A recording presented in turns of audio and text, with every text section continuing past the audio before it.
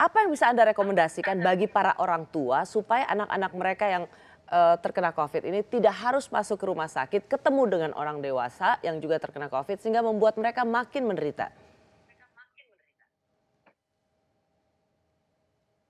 Masih unmute, harus di-unmute dulu. Bila ada yang terpapar COVID untuk anak-anak, mungkin kita memang betul-betul harus kontak dokter, itu yang pertama. Jadi kontak dokter untuk bisa dilihat apakah memang anak ini betul-betul harus dirawat di rumah sakit atau tidak. Kalau gejalanya ringan, sekarang ini bisa diisolasi di rumah, tapi dengan catatan dia harus dalam waktu tertentu kontrol dan kalau perlu setiap hari mengabarkan kondisi kesehatannya kepada dokternya. Ini beberapa rumah sakit sudah melakukan itu, Oke. baik di rumah sakit pemerintah maupun rumah sakit swasta. Oke, Jadi, Dokter Lia, kalau saya persingkat, kalau bisa pokoknya tetap konsultasi ke dokter, tidak perlu ke rumah sakit. Tapi apa indikasi paling awal bahwa anak-anak kita, terutama balita, itu harus dibawa ke rumah sakit? Ya biasanya mungkin dokter Prof. Aman yang lebih tahu. Artinya ada tanda-tanda terutama yang kegawatan atau apa yang memang harus dibawa ke rumah sakit.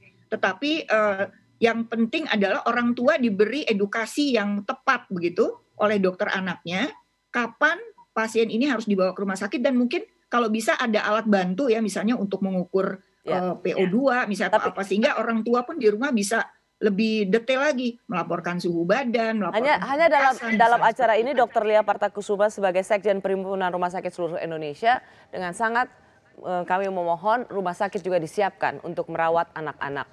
Karena anak-anak itu tidak mungkin dibiarkan sendiri, pasti ada orang tua, ibunya pasti harus merawat. Kita tidak mungkin meninggalkan anak-anak dirawat sendirian di rumah sakit.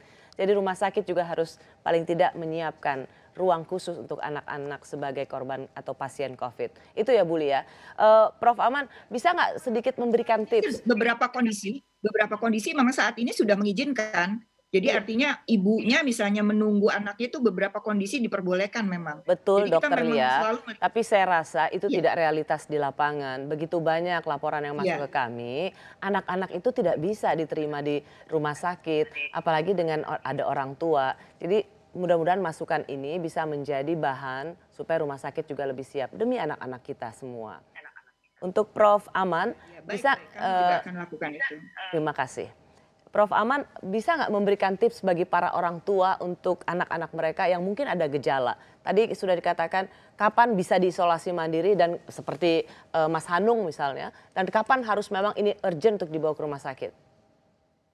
Oke, kalau tadi seperti yang cerita ketiga keluarga, oke itu masih bisa isolasi mandiri di rumah. Dan Dokter Lia juga betul, kalau bisa memang ada dokter yang dihubungi. Enggak, Tapi Prof. Aman, yang Lutfia itu di Wisma Atlet, Prof.